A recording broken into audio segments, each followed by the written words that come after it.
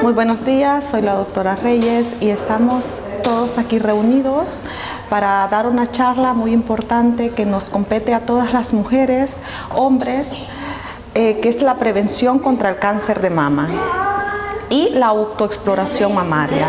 Por lo tanto, estamos aquí para enseñarles a poder prevenir y así atacar desde el principio una patología tan grave y con tanto daño que está haciendo la población mundial. El cáncer de mama tiene una morbilidad mundial de un 45% de la población mundial.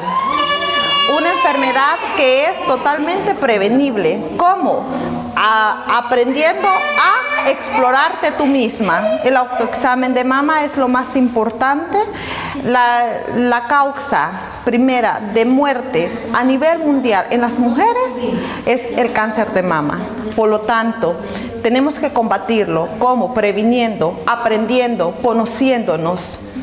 Con un simple examen, que es el autoexamen de mama, podemos conocernos, conocer nuestro cuerpo, identificar desde las primeras etapas dicha patología. En este caso nos compete el cáncer de mama.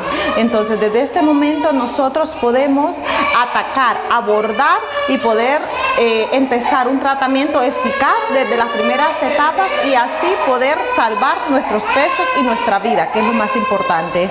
Recuerda, tenemos tiempo para educarnos, para poder formarnos y estamos dispuestos a poder darles todas las herramientas para poder encaminar a un proceso de prevención de enfermedades. Ahora comenzamos con la prevención del cáncer de mama. Únete a nosotros para que todos podamos vencer todas estas enfermedades que pueden prevenirse desde las primeras etapas.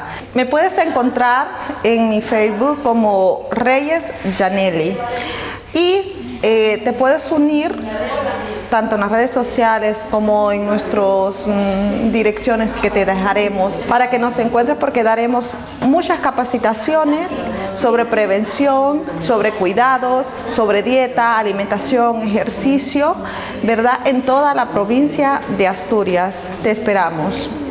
Y que